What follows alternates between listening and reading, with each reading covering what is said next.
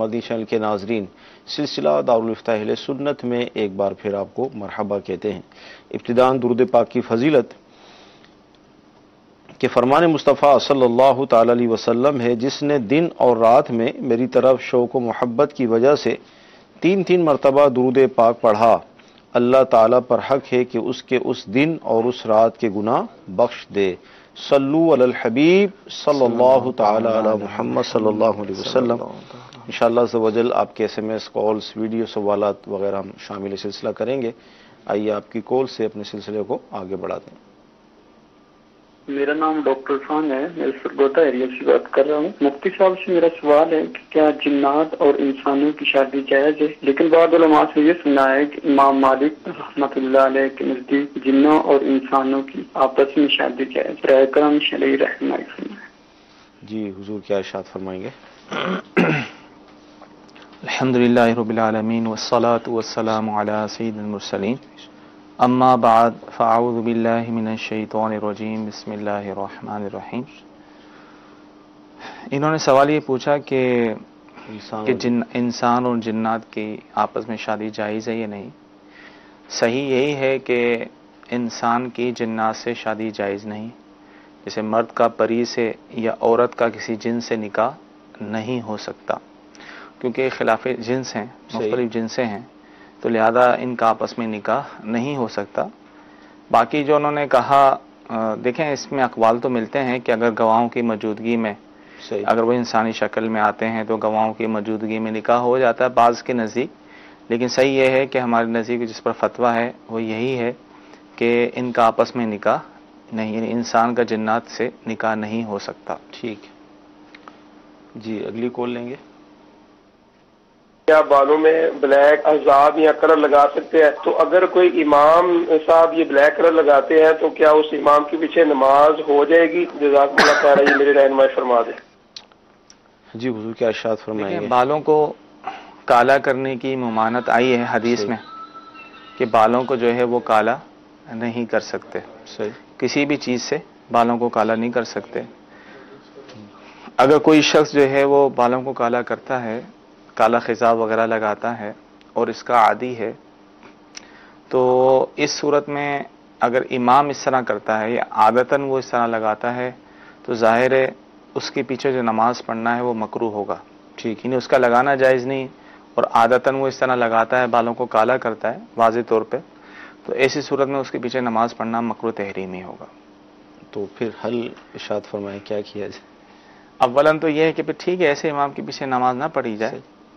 اچھا، اب یہ سے جب بال سفید ہوتے ہیں اور بعض اوقات یہ بھی ہوتا ہے کہ گویا کہ لوگ یہ کہتے ہیں کہ وقت سے پہلے ہو گئے، اب یہ نزلے کی وجہ سے ہوئے یا جو بھی اثرات، تو یوں اس کو وہ اپنے لیے جائز سمجھتے ہیں۔ دیکھیں حدیث میں صرف بالوں کو کالا کرنے کی مانت آئی ہے، اس کے علاوہ تو کوئی اور کلر کر سکتے ہیں، مہندی لگا دیے صحیح، یا لائٹ براؤن کلر لگا دیا، تو اس میں کوئی حرج نہیں ہے۔ صحیح، صرف کالا کرنے کی ممانت ہے، اور ایسا ڈارک براؤن بھی نہیں ہونا چاہیے دیکھنے میں کالا لگے کہ وہ بھی جائز نہیں۔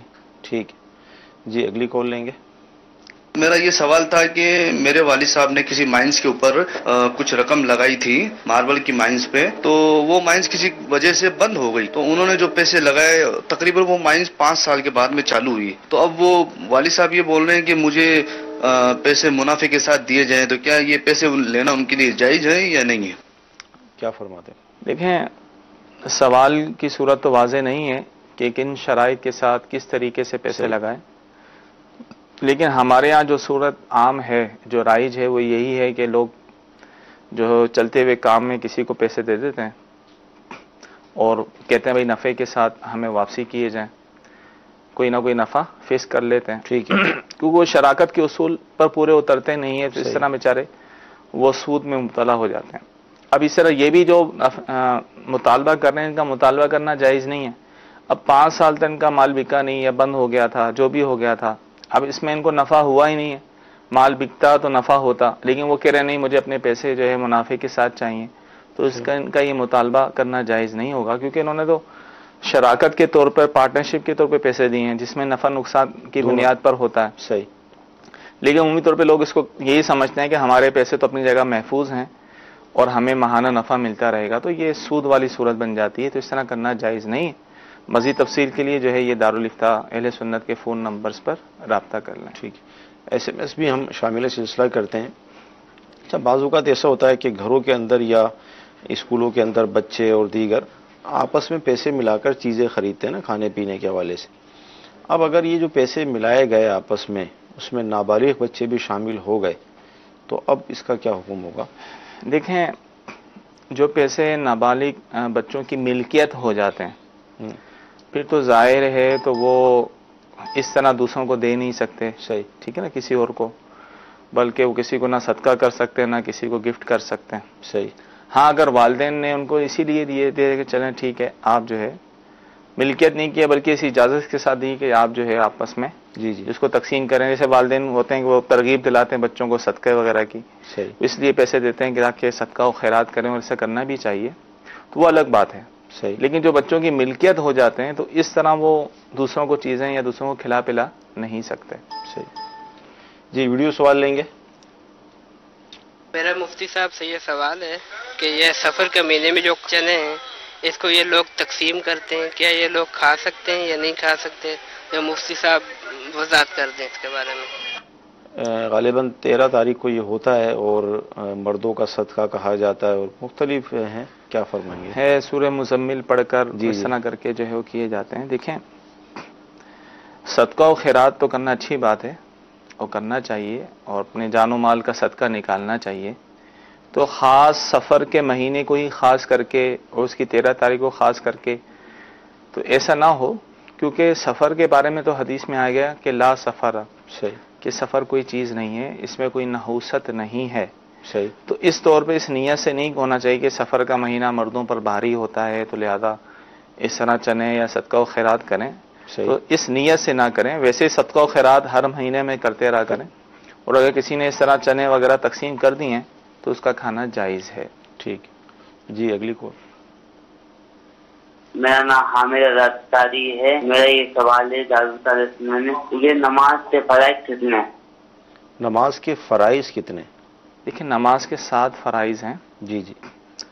پہلا فرض ہے تکبیر تحریمہ. نماز شروع کرنے کے لیے جو سب سے پہلے تکبیر لگائی جاتی ہے اسے تکبیر تحریمہ کہتے ہیں. ٹھیک ہے. یہ پہلا فرض ہے. دوسرا فرض قیام، تیسرا فرض قرات، چوتھا فرض رکوع، پانچواں فرض جو ہے وہ سجدہ، اور چھٹا فرض جو ہے وہ قعدہ آخری تحیات میں بیٹھنا، اور 7واں فرض ہے خروج بسنی، یعنی نماز سے نکلنا. یہ 7 فرائض ہیں. مدی چل کے ناظرین، نماز کے اندر دیگر احکام بھی ہیں، شرائط بھی ہیں، فرائض بھی ہیں، واجبات بھی ہیں، مفسدات بھی ہیں. تو ان تمام کو سیکھنے کے لیے نماز کے احکام امیر اہل سنت کی بہت پیاری یہ تصنیف ہے، تو آپ اس کو حاصل کر لیں. دعوت اسلامی کی ویب سائٹ پر بھی یہ موجود ہے، ڈاؤن لوڈ بھی آپ کر سکتے ہیں. تو جیسے ایک مسلمان بالغ ہوتا ہے تو اس پر نماز بھی فرض ہو جاتی ہے اور نماز کے احکام بھی اس پر فرض ہو جاتے ہیں. تو یہ کتاب آپ کے لیے معاون اور مددگار ثابت ہوگی. جی، اگلی کال. محمد عارف قادری اختاری گجرانوالہ سے بات کر رہا ہوں. میرا سوال یہ ہے کہ ہم ایک فیکٹری میں کام کرتے ہیں اور دفتر میں جب ہم فارغ ہوتے ہیں تو کیا اس میں درود شریف اور وظائف پڑھ سکتے ہیں بیٹھے ہوئے، جبکہ جہاں ہم بالکل فارغ ہوں وہاں پر کوئی کام نہ ہو؟ السلام علیکم ورحمۃ اللہ وبرکاتہ. وعلیکم السلام ورحمۃ اللہ وبرکاتہ. ظاہر نوکری یہ کیے ہوئے ہیں تو اب اس جیسے انہوں نے کہا کہ کوئی کام نہیں ہوتا، فارغ بیٹھے ہوئے ہوتے ہیں، تو کام میں ان کو کوئی حرج بھی نہیں ہے، تو اس صورت میں ذکر و اذکار درود شریف وغیرہ پڑھ سکتے ہیں، اس میں کوئی حرج نہیں. لیکن یہاں پر ایک جیسے ذہن میں میرے سوال آ رہا ہے کہ یہ مثال کے طور پہ کسی فیکٹری میں کام کر رہے ہیں. اب جو فیکٹری کے جو بھی سیٹ صاحب ہیں، اب یہ تو مسجد کے اندر ہی تشریف فرما ہوں گے، وہیں درود پاک پڑھ رہے ہوں گے یا ذکر و اذکار کر رہے ہوں گے. بعض اوقات بندہ سامنے ہوتا ہے تو کام بھی یاد آ جاتے ہیں. تو اب ان دونوں میں فرق رہے گا؟ بالکل فرق رہے گا، کیونکہ اصل میں ان پر لازم ہے کہ اس پورے وقت میں ڈیوٹی ٹائم میں اس فیکٹری کے اندر رہیں جن کا ٹائم ہے. نماز کے لیے صرف معروف وقت کے مطابق وہ جا سکتے ہیں، زیادہ وقت جو ہے باہر نہیں لگا سکتے. تو ذکر و اذکار جو بھی کرنا ہے وہ وہیں آ کر کریں، مطلب اپنی جگہ میں فرض نماز سنتیں وغیرہ پڑھ کر وہ وہاں آ جائیں اور وہاں حاضر رہیں. جس کو ہم کہتے ہیں کہ تسلیم نفس، کہ اپنے آپ کو سپورٹ کر دیا، بھائی جو بھی کام ہوگا وہ کرنے کو تیار ہے. صحیح. اب بالفعل کام نہیں، وہ بیٹھے ہیں اپنی جگہ فیکٹری میں، تو ذکر و اذکار کر سکتے ہیں، اس میں کوئی حرج نہیں. ٹھیک ہے. اچھا، ایسے میں شامل کریں گے کہ کیا کمیٹی ڈال سکتے ہیں؟ دیکھیں کمیٹی کئی قسم کی ہوتی ہیں. صحیح ہے. اگر یہ عام کمیٹی کی بات کر رہے ہیں، جس طرح لوگ عام طور پہ ڈالتے ہیں، ہر مہینے کوئی نہ کوئی رقم مخصوص ہوتی ہے، پھر مہینے بعد قرآن اندازی ہوتی ہے، پھر جس کا جو ہے کمیٹی کھلتی ہے تو مزید وہ بھرتا رہتا ہے، تو اس طرح عام کمیٹیاں جو ہیں وہ جائز ہیں. اس کے علاوہ مارکیٹ میں اور بھی بہت ساری کمیٹیاں ہیں، وہ جائز نہیں ہے ہر کمیٹی. ٹھیک ہے جی. کالس دیجیے. محمد اشرف اتاری ہارون آباد ضلع باور نگر سے عرض کر رہا ہوں. مفتی صاحب کی بارگاہ میں سوال ہے کہ فجر اور ظہر کی سنتیں اگر رہ جائیں پڑھنے سے تو ان کی ادائیگی کس طرح ہوتی ہے؟ اچھا اگلی کال بھی دیجیے. آفتاب احمد بات کر رہا ہوں حافظ آباد سے. حضور میرا سوال یہ ہے کہ ذرا رہنمائی فرما دیں کہ بینک کے تھرو جو گاڑیاں لی جاتی ہیں، جبکہ اس مہنگائی کے دور میں سستی گاڑیاں بھی نہیں ملتی اور بینک کا انٹرسٹ بھی تھوڑا ہوتا ہے، تو اس میں کیا صورت ایسی ہے کوئی جس میں ہم وہ لے سکیں؟ کوئی ایسا معاہدہ ہو سکتا ہے؟ پہلی کال یہ تھی کہ فجر اور ظہر کی سنت اگر نکل جائیں تو اب اس کا کوئی حل ارشاد فرمائے، کیا کریں؟ دیکھیں اگر ظہر کی سنتیں رہ گئیں، رہنے سے مراد یہ ہے کہ وقت ہی چلا گیا تو اب تو اس کی قضا نہیں ہے، لیکن اگر یہ ہے کہ فرضوں سے پہلے نہیں پڑھ سکے تھے اور جماعت کھڑی ہو گئی تو اس صورت میں فرضوں کے بعد پڑھیں گے. صحیح. یعنی فرضوں کی بعد کی جو سنتیں ہیں وہ پڑھ کر پھر پچھلی 4 سنتیں یہ پڑھیں گے. صحیح. لیکن اگر ظہر کا وقت ہی ختم ہو گیا تو اب اس کی قضا نہیں. اسی طرح فجر کی جو سنتیں رہ جاتی ہیں فرضوں سے پہلے، وہ تو فرضوں کے بعد تو نہیں پڑھیں گے. اگر پڑھنی ہو تو مستحب یہ ہے کہ سورج نکلنے کے 20 منٹ بعد پڑھی جائے. ٹھیک ہے. بینک سے جو گاڑی وغیرہ لی جاتی ہے تو بھلے اس میں سود کی مقدار کم ہو یا زیادہ ہو تو کیا فرمائیں گے اس حوالے سے؟ دیکھیں مروجہ جو طریقہ ہے ہمارے بینکوں کا تو یہ شرعی طور پہ جائز نہیں ہے کہ بینک جو ہے جن شرائط کی بنا پر گاڑی دیتا ہے وہ شرائط شرعی طور پہ درست نہیں. انشورنس اس میں شامل ہوتی ہے، اسی طرح پلینٹی کی شرط، جرمانے کی شرط اس میں ہوتی ہے لا محالہ. تو لہذا اور بھی بہت ساری چیزیں ہوتی ہیں.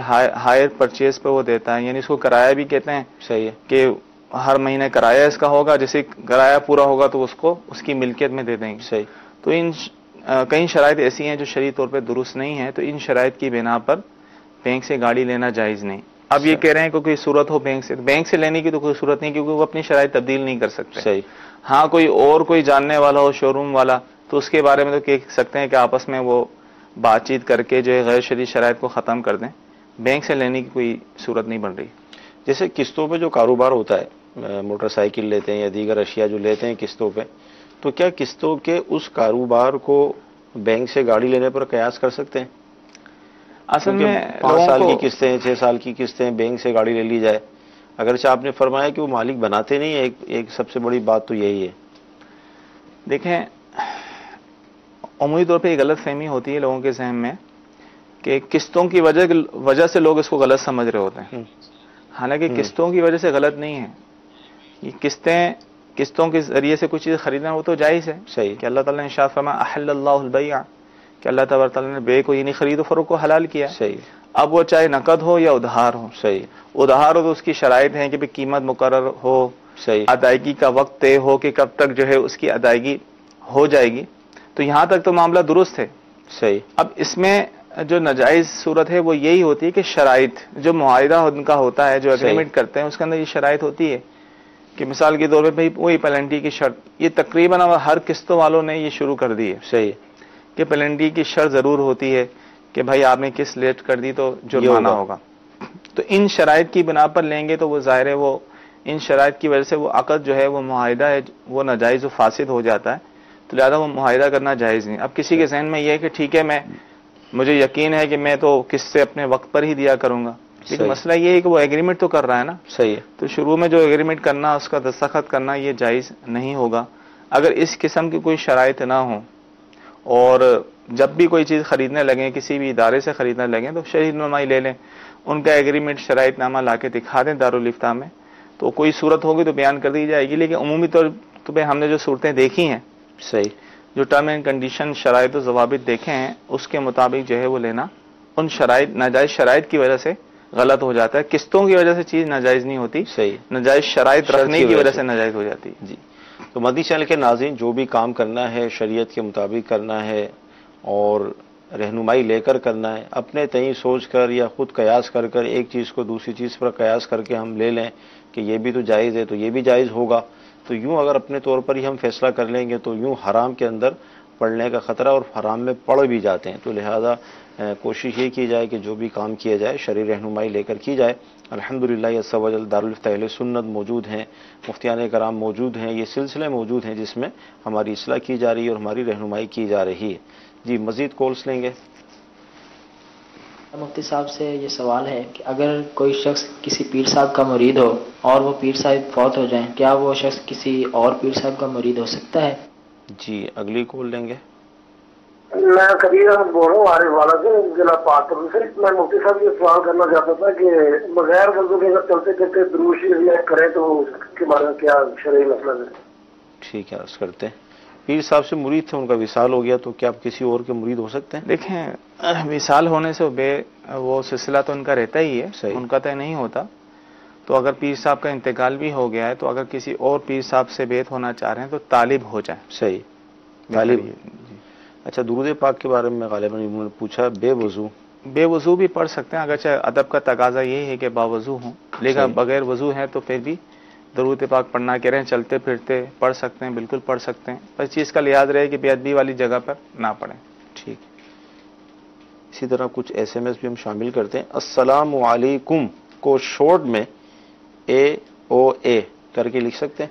اس طرح نہیں لکھنا چاہیے، پورا سلام لکھنا چاہیے. اچھا لیٹ کر اگر اللہ تعالیٰ کا ذکر کیا جائے یا درود پاک پڑھے جائیں تو یہ کیا جائز ہوگا؟ جی ہاں، لیٹ کر بھی پڑھنا جائز ہے، اور ادب کا تقاضا یہ ہے کہ پاؤں کو سمیٹ لیا جائے. صحیح. باقی لیٹ کے پڑھ سکتے ہیں. اچھا کہتے ہیں کہ عورت کی آواز گھر سے باہر نہیں نکلنی چاہیے، تو یہ بھی دیکھا جاتا ہے کہ عورتیں جو ہیں وہ میلاد کی محفلیں رکھتی ہیں تو آواز تو ظاہر مائک بھی لگا ہوا ہوتا ہے، تو اب یہ دونوں کیسے آپس میں ہوگا؟ مسئلہ تو وہی ہے. صحیح. کہ اب چاہے وہ قرآن پاک پڑھ رہی ہوں، نعت شریف پڑھ رہی ہوں، میلاد پڑھ رہی ہوں، تو غیر مردوں کو ان کی آواز جا رہی ہے، غیر محرم کو جا رہی ہے، تو یہ جائز نہیں ہے. اتنی آواز سے ان کا پڑھنا جائز نہیں ہوگا. ان پر بھی یہی لازم ہوگا کہ آہستہ آواز پڑھیں، کہ چار دیواری کے اندر رہے اور کسی غیر محرم تک ان کی آواز نہ پہنچے. صحیح. تو جو مدنی چینل پر اس حوالے سے عورتیں موجود ہیں اور دیکھتی ہیں ہمارے سلسلے کو، تو ظاہر ہم ایک شریعت کا حکم پتہ چلا. اچھا یہاں یہ ذہن بن جاتا ہے ہم تو سرکار کی تعریف، اور جیسا آپ نے فرمایا کہ اگرچہ قرآن بھی پڑھا جائے لیکن وہ گناہ ہی ملے گا. اب ظاہر ٹھیک ہے، جن کی تعریف و توصیف کر رے ہیں ان کی طرف سے ہی ممانت ہے، شریعت کی طرف سے ہی ممانت ہے، تو لہذا اس کی پابندی کریں اور مائک وغیرہ کا استعمال نہ کریں. ذرا وہ کریں گے تو لا محالہ باہر تک آواز جائے گی. تو گھر کی چار دیواری کے اندر ہی اس کا اہتمام کیا جائے. جی اگلی کال لیں گے. مفتی صاحب سے عرض کرنی ہے کہ ایک شخص ہے جو بیوی سے جس کا جھگڑا ہو گیا، اس نے طلاق لکھوا لی اور پھر آس پاس کے پڑوس کے لوگوں کو دکھائی کہ یہ میں نے طلاق لکھ لی ہے، بس دے دوں گا. لیکن بعد میں اس نے چند بزرگوں کے کہنے پہ اس نے اپنی بیوی سے صلح کر لی. تو اس کا شرعی معاملہ کیا ہے؟ جی اگلی کال.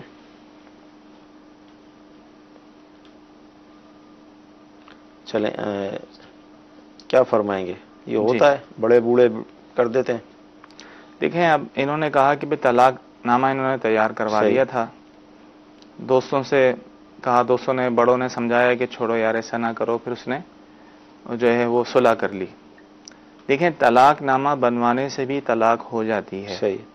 جبکہ جس طریقے سے طلاق نامہ بنایا جاتا ہے، جو عرف ہے کہ پوری اس کی ایک تحریر ہوتی ہے، جس کو کہتے ہیں کہ طلاق مرسومہ، کہ معروف طریقے سے جو بنایا جاتا ہے، اگر اس طریقے سے اس نے لکھا ہے یا لکھوایا ہے تو یہ لکھتے ہی یا لکھواتے ہی طلاق واقع ہو جاتی ہے، اگرچہ اس نے بیوی تک اس کو نہ پہنچایا ہو یا بیوی کو نہ بتایا ہو. ٹھیک ہے نا؟ تو اب اس میں کتنی طلاقیں تحریر تھیں؟ عمومی طور پہ 3 طلاقیں ہی تحریر ہوتی ہیں. لہذا ان کا سوال واضح نہیں ہے اور یہ فی الفور رابطہ کریں جن کا مسئلہ ہے کہ انہوں نے کیا تحریر کروایا تھا، کتنی طلاقیں تحریر تھیں، تاکہ اس کے مطابق انہیں حکم بتایا جائے. ٹھیک ہے. اچھا ایس ایم ایس یہ ہے کہ پلیز یہ بتا دیجئے کہ اگر انسان غصے میں قرآن پاک کی قسم اٹھا لے تو اس کا کیا کفارہ ہوگا؟ دیکھیں قسم قرآن پاک کی اٹھانے سے بھی قسم ہو جاتی ہے. صحیح. اب انہوں نے قسم سچی کھائی ہے یا جھوٹی کھائی ہے، اگر کسی کام کے کرنے یا نہ کرنے کی قسم کھائی ہے تو قسم توڑنے پر کفارہ ہوتا ہے. صحیح ہے نا, یہ کہ میں یہ کام جو ہے وہ نہیں کروں گا اور پھر وہ کام کر لیا تو اس کا کفارہ دینا ہوتا ہے. اگر معاذ اللہ جھوٹی قسم کھائی ہے صحیح ہے تو اس صورت میں گناہ گار ہوئے, اللہ کی بارگاہ میں توبہ کرنی ہوگی.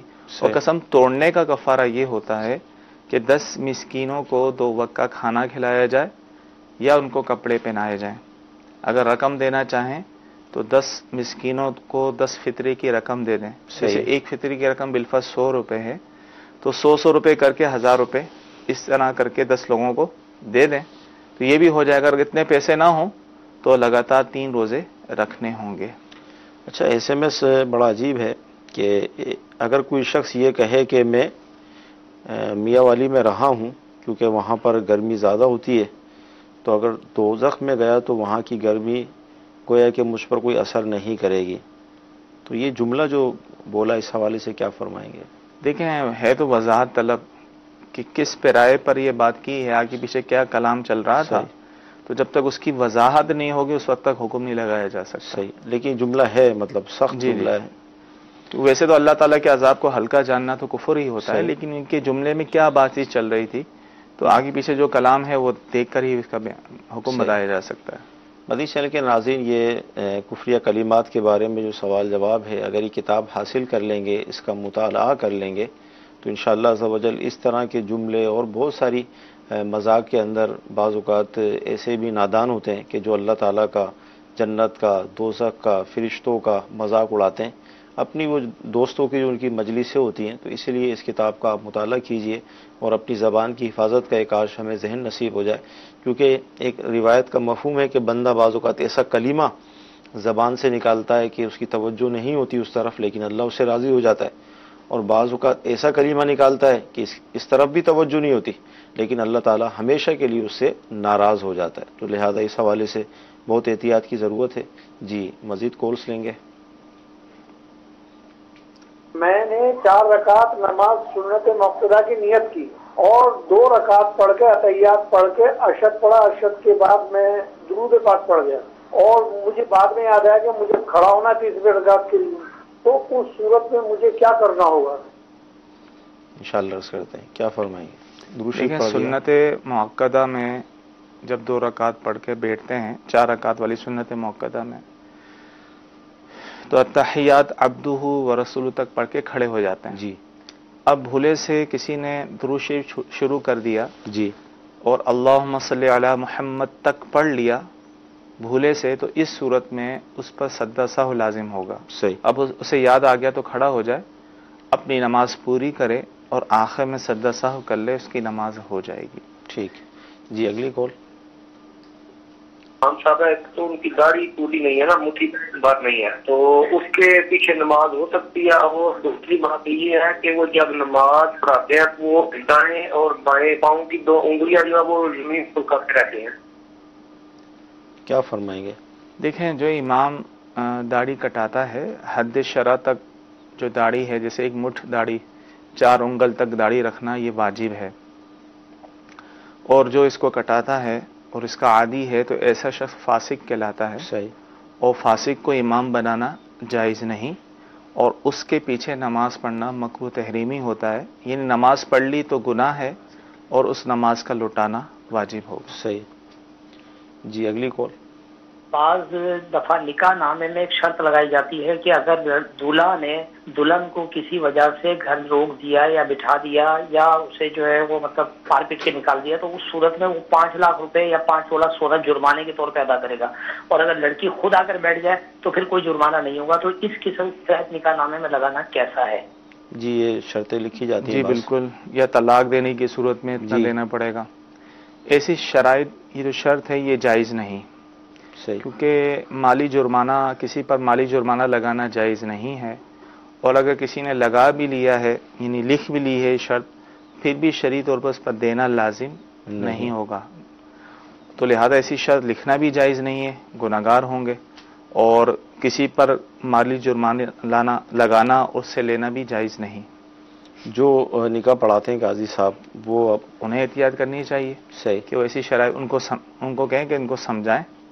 عمومی طور پہ لکھ لیتے ہیں، وہ شرائط لکھوانی ہوتی ہے تو لکھ لیتے ہیں، لیکن ہر شرط نہیں لکھ سکتے. صحیح. جو شرائط شریعت کے دائرے میں ہیں وہی لکھ سکتے ہیں، اس کے علاوہ کوئی شرط نکاح نامے میں نہیں لکھ سکتے. ٹھیک ہے جی. اگلی کال. میں یہ پوچھنا چاہتا ہوں کہ اگر مجھے 40 سال یا 42 سال کی عمر میں نماز نہیں یاد تو خدا کا خوف دل میں ہے، میں شرم کا مارا کسی کو بتا بھی نہیں سکتا، تو اس کے لیے کیا حکم ہے میرے لیے؟ جی کیا فرمائیں؟ دیکھیں حکم یہی ہے کہ ان پر یہ لازم ہے کہ سیکھیں. ٹھیک ہے. یہ بھی شیطان کا وسوسہ ہو سکتا ہے، نہیں کسی کو بتائے گا تو وہ کیا کہے گا کہ تجھے اتنی عمر ہوگی نماز نہیں آتی. صحیح. تو اس طرح نماز سیکھنے سے وہ روک رہا ہے. صحیح ہے یہ ان کے شیطانی وسوسہ ہی ہوتا ہے. تو لہذا بغیر شرمائے آپ ان کو کسی سنی قاری صاحب سے، امام صاحب سے رابطہ کر کے باقاعدہ نماز سیکھیں. انشاءاللہ چند ہی دنوں میں، چند ہی عرصے میں سیکھ لیں گے. تو آج سے ہی کوشش کر لیں. اس میں ہم آپ کو یہ مدنی مشورہ پیش کریں گے کہ اللہ تعالیٰ کی رحمت ہے کہ دعوت اسلامی کا مدنی ماحول موجود ہے، اور دعوت اسلامی کے مدنی قافلے، ہفتہ وار اجتماعات کے اندر جب آپ آنا جانا شروع کر دیں گے نا تو گویا کہ آپ کا دل کھل جائے گا. اور اللہ تعالیٰ کی رحمت سے ہمارے مدنی قافلوں میں یہ تجربات موجود ہیں کہ سفید داڑھی والے بھی بزرگ جب سفر کرتے ہیں تو وہ بھی مطلب ان کا دل کھل جاتا ہے، اور پھر وہ پوچھ لیتے ہیں نماز کے مسائل کے حوالے سے، اور ایک ذہن بنتا ہے. اسی طرح دعوت اسلامی کے مدنی ماحول میں 7 روزہ نماز کورس بھی رکھا گیا ہے، یعنی 7 دن کے اندر نماز کے ضروری احکام مسائل بھی سکھائے جاتے ہیں. تو آپ ان کورسز کے اندر داخلہ لے لیں تو انشاءاللہ زوال نماز کا آپ کا جو سیکھنے کا ایک مسئلہ ہے وہ بھی انشاءاللہ حل ہو جائے گا. اور مفتی صاحب نے ویسے بھی ارشاد فرما دیا ہے کہ اس میں شرم نہیں کرنی چاہیے، کہ یہ بھی شیطان کا وسوسہ ہوتا ہے اور یوں بندہ سیکھنے سے محروم ہو جاتا ہے. جی اگلی کال. یہ سوال پوچھنا چاہتے ہیں، جو یہ اب ایک بینک بنا ہے، پیسے صحیح طور پر رکھتے ہیں تو اور یہ جائز ہے، یہ غلط ہے؟ دوسرا یہ قسطوں پہ جو چیزیں ہیں تو وہ لیتے ہیں، اس کی وہ منافع زیادہ دیتے ہیں، کیا یہ جائز ہے یا ناجائز ہے؟ بینکوں میں پیسہ رکھنا اور قسطوں کے حوالے سے دیکھیں بینک میں ایسے اکاؤنٹ میں پیسے رکھنا جائز ہے جس میں کسی بھی طرح کا نفع نہیں ہوتا. جیسے کرنٹ اکاؤنٹ سادہ جو ہوتا ہے جس میں کسی بھی طرح کا نفع نہیں ملتا، تو اس میں پیسے رکھنا جائز ہے. اور جس میں ایسا اکاؤنٹ، چاہے وہ کرنٹ پلس اکاؤنٹ ہو یا سیونگ اکاؤنٹ ہو، کہ جس میں جو ہے نفع والی صورت ملتی ہے، سہولیات ملتی ہیں پیسے رکھوانے کی وجہ پر، تو ایسے بینک میں، ایسے اکاؤنٹ میں پیسے رکھوانا جائز نہیں ہے، کیونکہ جو نفع مل رہا ہے وہ سود کے حکم میں ہوتا ہے. اب نفع فقط اس کو ہی نہیں کہتے کہ اوپر پیسے مل رہے ہوں، بلکہ وہ بعض بینک میں ایسا ہوتا ہے کہ آپ اکاؤنٹ کھلوائیں، اپنے اکاؤنٹ میں 20,000 25,000 رکھیں تو آپ کو یہ چیک بک فری ملے گی، ATM فری، فلاں فری، فلاں فری. تو جیسے پیسے کم ہوں گے تو چارجز لگیں گے. تو یہ جو سہولیات مل رہی ہیں یہ بھی سود کے حکم میں ہوتی ہیں. تو لہذا یہ ایسے اکاؤنٹ کھلوانا جائز نہیں ہے. بلکہ ایسا اکاؤنٹ کھلوا سکتے ہیں جس میں کسی بھی قسم کا نفع نہ ملے. ٹھیک. باقی قسطوں والی جو انہوں نے بات کی، اس کی ابھی میں نے وضاحت کی کہ قسطوں پر کے اعتبار سے جو نفع مل رہا ہے وہ جائز ہے. صحیح. یہ بھی خرید و فروخت ہو رہی ہے کہ ادھار بیچ رہے ہیں. صحیح. اور ادھار بیچنے کی صورت میں اس نے کہا کہ اس کی قیمت اتنی ہوگی، اتنے وقت میں ادا کرنا ہے، تو یہاں تک معاملہ درست ہے جبکہ اس کے اندر کوئی ناجائز شرط نہ ہو. اصل میں لوگ اس کو وہی کہ وہ نفع زیادہ بڑھ جاتا ہے قسطوں پہ تو اس کو سود سمجھتے ہیں بعض، کہ یہ بھی سود ہے. سود نہیں ہے نا، اصل میں دونوں صورتوں میں قیمت تو اسی شے کی ہے نا. صحیح. کہ میری چیز میں نے کہا بھائی نقد لیں گے تو میں 10 کی دے رہا ہوں، ادھار لیتے ہیں تو اس کی قیمت 12 کی ہے. تو قیمت تو اس کی عوض ہے نا. سود اس کو کہتے ہیں جو بلا عوض ہو. ٹھیک. یعنی یہ ہوگا قیمت تو اس کی بھائی 10 ہے، اچھا تم سودا ہوگا، اچھا 2 مہینے بعد دو گے 2 اوپر دے دینا. صحیح ہے. اور مزید لیٹ کرو گے تو 1 اوپر دے دینا. صحیح ہے. تو یہ سود ہو جائے گا. یہ سود ہو جائے گا کیونکہ بلا عوض ہو رہا ہے. شروع میں طے کر لیا بھائی اس کی قیمت، ادھار لے رہے ہو تو اس کی قیمت اتنی ہے. صحیح ہے. وہ جائز ہے. ٹھیک ہے. اچھا ناپاک کپڑے اگر پہن لیے تو کیا اس سے وضو ٹوٹ جائے گا؟ ناپاک کپڑے پہننے سے وضو نہیں ٹوٹتا، چاہے وہ ناپاک کپڑے ہوں، جسم پہ کوئی نجاست لگ گئی بھاری سے تو اس سے بھی نہیں ٹوٹتا، صرف اس نجاست کو صاف کر لیا جائے. صحیح. تو اس طرح ناپاک کپڑے پہننے سے وضو نہیں ٹوٹے گا. ٹھیک ہے. اچھا اگر نماز کی حالت میں الٹی ہو جائے تو اس سے نماز پہ کیا اثر پڑے گا؟ دیکھیں اگر تو الٹی ایسے ہوئی، منہ بھر الٹی ہوئی ہے جس کو روکا نہیں جا سکتا، صحیح، تو پھر تو اس صورت میں وضو ہی ٹوٹ جائے گا. صحیح. الٹی میں کھانا پینا، وہ پانی وغیرہ نکلا ہے تو وضو ٹوٹ گیا تو نماز بھی ٹوٹ جائے گی. پھر دوبارہ سے جی جی. اگر ایسی صورت میں معمولی سی الٹی ہوئی ہے، صحیح، یا بعض اوقات وہ منہ کے اندر سا آتا ہے تھوڑا سا، پھر اندر لے جاتے ہیں، تو اس صورت میں نماز میں کوئی فرق نہیں پڑے گا. ٹھیک ہے جی. کال. کسی سے میں نے سنا ہے کہتے ہیں کہ جب ہم سورہ فاتحہ کی قرأت کرتے ہیں نا نماز میں، تو اگر ایک لفظ کو یا آپ کو نا صحیح ادائیگی نہ اس کی ہو، تو اگر دوبارہ سے اس کو دوہرا لیں صحیح کرنے کے لیے، تو اس پہ سجدہ صاحب پھر کرنا پڑتا ہے؟ پھر کیا فرماتے ہیں؟ جی سورت میں سجدہ سہو نہیں ہوگا. اگر کوئی لفظ غلط پڑھ دیا اس نے صحیح، تو اب اس نے دوبارہ سے پڑھنا شروع کر دیا کہ میں درست پڑھ لوں، تو اس پر کوئی حرج نہیں، یہ نماز ہو جائے گی. بعض صورتوں میں دوبارہ پڑھنا ضروری ہوگا، یعنی ایسی غلطی کر دی نماز معنی ہی فاسد ہو رہا ہے، نماز فاسد ہو رہی ہے، تو اس کو درست کرنے کے لیے دوبارہ پڑھنا ضروری ہے، فرض ہے. اگر وہ دوبارہ پڑھتا ہے اس کو تو سجدہ سہو نہیں ہوگا. ہاں سجدہ سہو اس صورت میں ہوگا کہ اب وہ سوچنے لگ گیا، بھول گیا، اور اسی سوچ میں ایک رکن کے برابر یعنی 3 سبحان اللہ کہنے کے برابر وہ سوچتا رہا، تو اس صورت میں سجدہ سہو واجب ہوگا. ٹھیک. جی اگلی کال.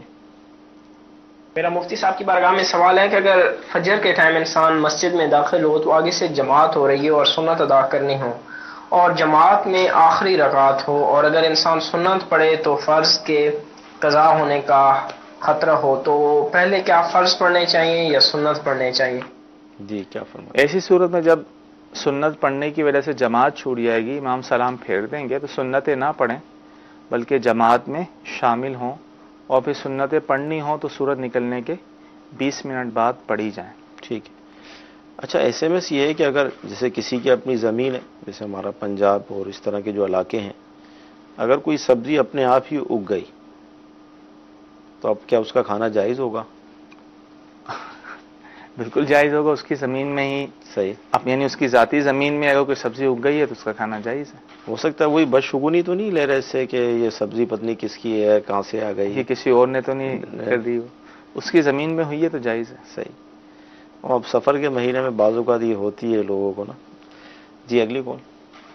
میرا مفتی صاحب سے سوال ہے کہ اگر کسی نے جان بوجھ کے روزہ توڑا ہو تو اس کے پاس اتنی طاقت بھی ہو کہ وہ روزہ رکھ سکتا ہے، تو اس کے لیے کیا حکم ہے، وہ کس طرح اس کا کفارہ ادا کرے؟ اچھا یہ خود ہی انہوں نے بتا دیا طاقت بھی ہے. دیکھیں اب یہ وضاحت نہیں ہے کون سا روزہ رمضان کا ہے. دیکھیں اگر کوئی نفل روزہ توڑا ہے تو صرف 1 دن کی قضا ہے. صحیح.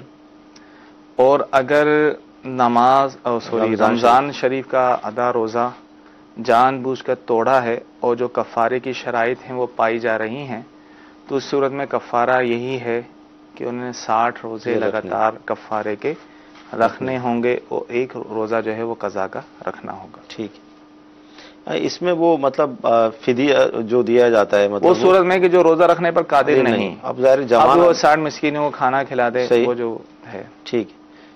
مدی چینل کے ناظرین، آج ہفتہ ہے، آپ کو ہم دعوت پیش کرتے ہیں. ہفتے کو الحمدللہ عز و جل مدنی مذاکرے کا سلسلہ ہوتا ہے، جس میں امیر اہل سنت کی بھی ہم زیارت کرتے ہیں، دیگر بھی ذمہ داران تشریف فرما ہوتے ہیں. الحمدللہ آج ہفتہ عشاء کی نماز کے بعد یہ سلسلہ ہوگا، تو کوشش فرما کر اس کو ضرور دیکھیے گا. الحمدللہ عز و جل مختلف موضوعات پر بڑے اہم معلومات اس میں ہمیں حاصل ہوتی ہے، تو نیت کر لیجئے کہ اس میں بھی آپ شریک ہوں گے. جی مزید کورس لیں گے ہم. میں جو کتا رکھا جاتا ہے کہ کوئی جانور پالتو رکھا جاتا ہے، مطلب کہ میں نے کتا رکھنا ہے، تو اس کی اجازت ہے، تو وہ کس صورت میں ہے؟ جی کتے کو اگر پالا جائے، لیکن شوقیہ طور پہ تو پالنا حرام ہے. جی. اگر گھر کی حفاظت، جان و مال کی حفاظت کے لیے واقعی ضرورت ہو، جیسے بعض گھروں میں رکھے جاتے ہیں، صحیح، چور یا چوری کی حفاظت، چوری وغیرہ سے حفاظت ہو، اسے زمینوں میں رکھے جاتے ہیں کھیتی باڑی کے حوالے سے جانوروں کی حفاظت کے لیے، تو ایسی اگر ضرورت ہو، حاجت ہو، تو اس صورت میں جو ہے وہ رکھنے کی اجازت ہوگی. شوقیہ طور پہ جو ہے وہ رکھنے کی اجازت نہیں. ٹھیک. جی اگلی کال. انشورنس رکھنا کسی بینک میں جائز ہے یا نہیں؟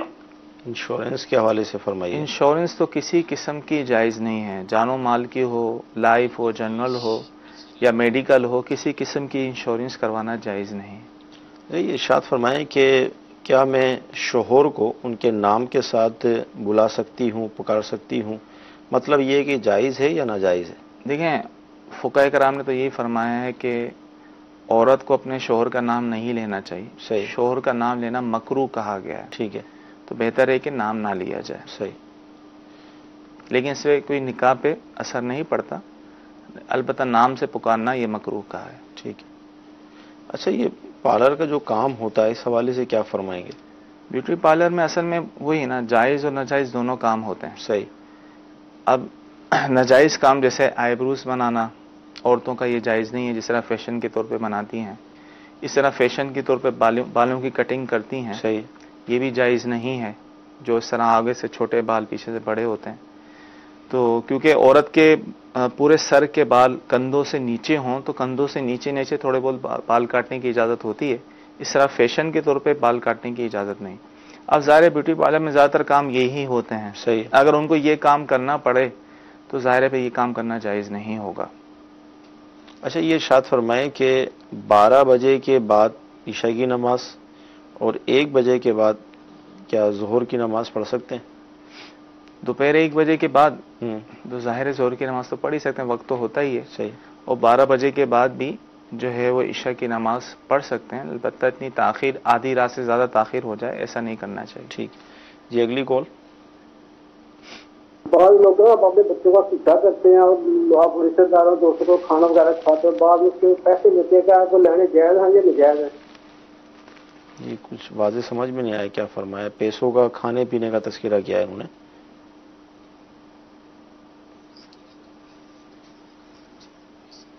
اچھا عقیقہ کرتے ہیں اور کھانا کھلانے کے بعد پیسے بھی لیتے ہیں، کیا فرمائیں گے یہ؟ لیکن یہ بھی ایک رواج ہے، جس طرح شادی بیاہوں میں صحیح جو ہے پیسوں کا لین دین ہوتا ہے، تحائف وغیرہ دیتے ہیں. پیسے لینا تو خود مطالبہ کرنا تو جائز نہیں ہے، باقی یہ ہے کہ اگر خود سے کوئی پیسے دے دیتا ہے صحیح تو وہ جائز ہے. یعنی تحائف کے طور پہ اس طرح پیسے لے دیتے ہیں، ان کے یہاں عقیقہ ہوتا ہے، دعوت ہوتی ہے، وہاں جا کے دے دیتے ہیں، تو اس طرح یہ جائز ہے، لیکن اس کا مطالبہ نہیں کر سکتے. ٹھیک ہے. اگر کسی نے سفر کیا ہو، وہ عشاء کی نماز میں وتر اور سنت کیسے پڑھے گا؟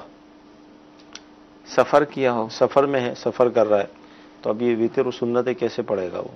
دیکھیں سنت میں وتر تو پڑھنی، وتر تو ویسے واجب ہے. صحیح. تو اب سفر میں یہ ہے کہ وتر کا جہاں تک معاملہ ہے کیونکہ واجب ہے تو یہ چلتی گاڑی میں نہیں پڑھ سکتا. صحیح. اسے اتر کر ہی یا گاڑی رکی ہوئی ہو قبلہ رو ہو کر شرائط کے ساتھ ہی وہ نماز پڑھے گا. لیکن بالفعل اگر گاڑی چل رہی ہے اور رک نہیں رہی اور نماز کا وقت جا رہا ہے تو اس طرح فرض یا وتر نماز وہ پڑھ لے، بعد میں اس نماز کو لوٹانا ہوگا. ہاں سنتیں پڑھ سکتے ہیں صحیح چلتی گاڑی میں. ہاں سنت فجر نہیں پڑھیں گے. سنت فجر بھی اگر اس طرح مجبوری پڑھ لی، گاڑی نہیں رک رہی اور وقت جا رہا ہے تو بعد میں سنتوں کی تو قضا نہیں ہوگی. صحیح. باقی یہ ہے کہ جو فرض ہیں، فرض و واجب، ان کا اعادہ کرنا ضروری ہوگا. مدنی چینل کے ناظرین سلسلہ ہوا، بہت اہم گفتگو ہوئی. اللہ تعالیٰ کی بارگاہ میں دعا کرتے ہیں کہ اللہ تعالیٰ ہمارا یہ سلسلہ اپنی بارگاہ میں قبول فرمائے، جو سنا ہے جو سیکھا ہے اس پر عمل کرنے کی توفیق عطا فرمائے. عشاء کی نماز کے بعد مدنی مذاکرے میں شرکت کی بھی نیت کر لیجئے. صلو علی الحبیب صلی اللہ تعالی علی محمد. گزارے کیسے زندگی، آؤ علماء سے پوچھ لے، آئے جو مشکل پیش کوئی